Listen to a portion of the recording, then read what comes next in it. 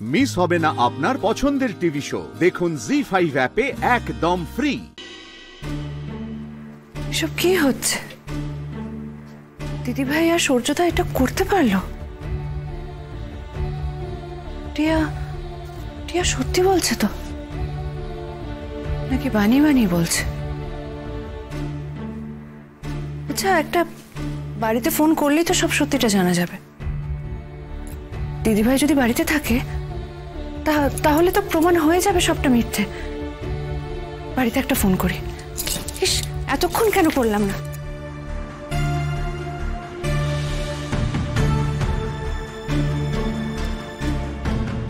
হ্যাঁ রে মিসদি ভাই, বল কেমন আছিস? হ্যাঁ, আমি ঠিক আছি। তুই বল, দিদিভাই কোথায়? দিদিভাই তো বাড়িতে নেই, ও তো একটা কাজে বেরিয়েছে। বেরিয়েছে?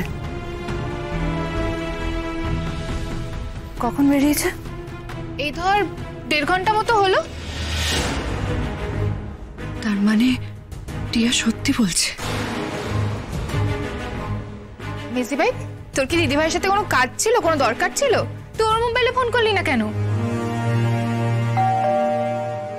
ও তো কেউ এলো, দিদিভাই হতে পারে, তুই ফোনটা একটু ধর। আমি দেখছি।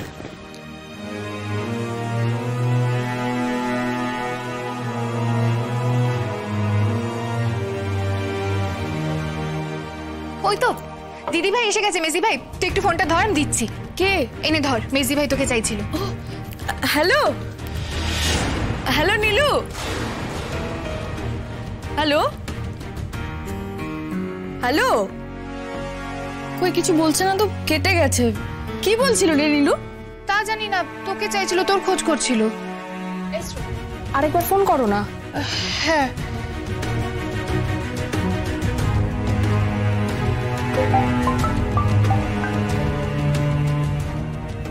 কি রে? ধরলো না। কি হলো বলতো? এই তো কথা বললো। তবে কি সূর্য নীলুকে বলেছে রাস্তায় আমার অ্যাক্সিডেন্ট হয়েছিল? আমি কেমন আছি জানার জন্যই ফোন করেছে ও? কি রে? কিছু না, আমি পরে ফোন করে নেবো না হয় নীলুকে। হ্যাঁ রাই, বলছি আজকে সব কাজ ঠিকঠাক ভাবে হয়ে গেছে তো? সব ডকুমেন্টস গুলো জমা দিয়ে দিয়েছো? সব ঠিকঠাক ভাবে জমা দিয়ে এসেছি বৌমনি। ঠিক আছে। রাই, 1 মিনিট। তোমার হাতে কি হয়েছে? দিদিভাই, এ দিদিভাই, কি হয়েছে? হে বাবা, হাতটা তো ফুলে গেছে, ছড়েও গেছে। কি করে হলো রে?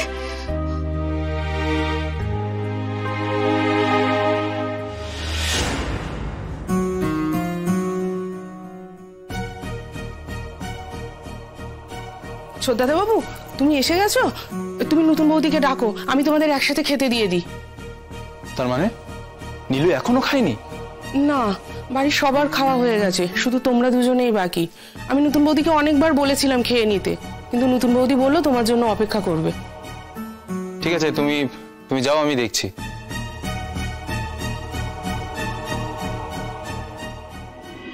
দিদিভাই, তুই এর মধ্যে বরফ দে, দাঁড়া আমি নিয়ে আসছি। শোন না, বলছে এত ব্যস্ত হতে হবে না, আমি বরফ দিয়ে।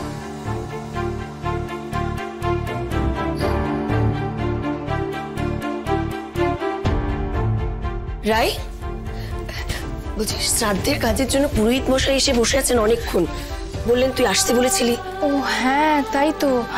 পিসিমণি, ওনাকে একদিন পরে আসতে বলুন না, ওনার তো কাছেই বাড়ি।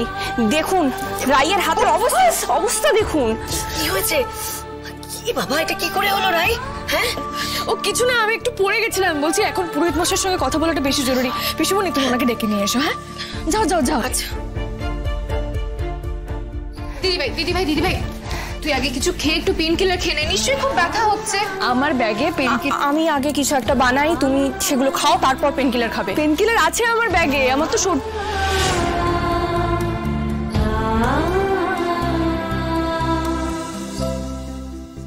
আগর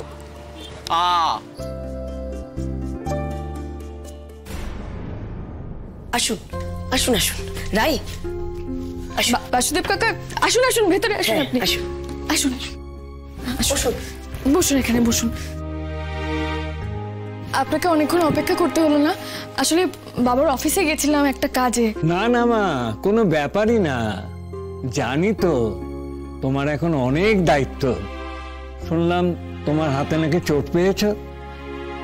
হ্যাঁ, ও কিছু না, আসলে একজন ছিনতাইবাজ আমার ব্যাগ চুরি করে পালাচ্ছিল, তাকে ধরতে গিয়ে একটু পড়ে যায় আর কি, ব্যথা পেয়েছি। আমি তোমাদের অনেক দিনের চেনা বলেই সাবধান করছি মা। এখন এরকম অনেক কিছু ছোটখাটো দুর্ঘটনা ঘটতে পারে, বিশেষ করে শ্রাদ্ধ না হওয়া অবধি। তোমাকে তো সবচেয়ে বেশি ভালোবাসতেন বাবা। তুমি সাবধানে থেকে কটা দিন, গুরুদশার ব্যাপার থাকে তো একটা। হ্যাঁ ঠিকই, বিপদ তো যে কোনো সময় হতে পারে। যাই হোক, আপনি বরং আমাকে একটু বলে দিন শ্রাদ্ধের জন্য কি কি লাগবে। আচ্ছা, আপনি একটা লিস্ট করে দিন, তাহলে সেই বুঝে আমরা সবকিছু কিনে রাখতাম। হ্যাঁ, আমি একটা ফর্দ করে এনেছি, এটা একটু তোমাদের বুঝিয়ে দিই।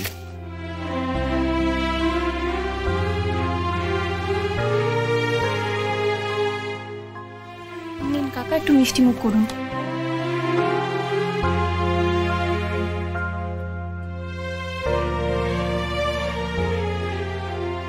এইগুলো সব কিনে গুছিয়ে রেখো, তাহলে নির্ধারিত দিনে ওনার শ্রাদ্ধের কাজ হবে। যেহেতু তুমি মুখাগ্নি করেছো মা, সেই জন্য তোমাকেই কাজে বসতে হবে। আচ্ছা, নীলুমা কেমন আছে শ্বশুর বাড়িতে? এখন তুমি আমার রিলেটিভ, আমার বড় শালী, আমার স্ত্রীর বোন। আমার স্ত্রীর যাতে কোনো রকমের সম্মান নষ্ট না হয়, তার জন্যই আমি যা করার করেছি। ভালো আছে, খুব ভালো আছে। তুমি এখনো না খেয়ে বসে আছো শুনলাম, কিন্তু কেন? অনেক বেলা হয়ে গেল তো। বেলা অবধি না খেয়ে তো তুমিও আছো। হ্যাঁ মানে আমার তো একটা কাজ ছিল, কিন্তু তার জন্য তুমি না খেয়ে বসে থাকবে কেন? চলো চলো চলো। খুব জরুরি কাজ, তাই না সূর্যদা?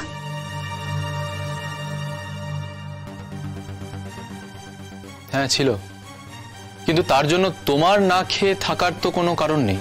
আর আমাদের বাড়িতে দেখো এসবের চল নেই, কেউ কারোর জন্য না খেয়ে বসে থাকে না, যে যার সময় হয় তার মতন করে খেয়ে নেয়।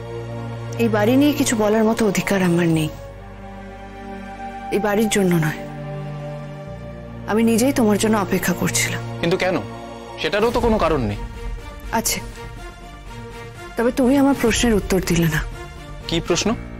এই যে আমি জিজ্ঞেস করলাম যে কাজটা কি খুব জরুরি ছিল? হ্যাঁ, তা তো একটু জরুরি ছিলই। একটু নয়, অনেকটাই জরুরি ছিল। বলো।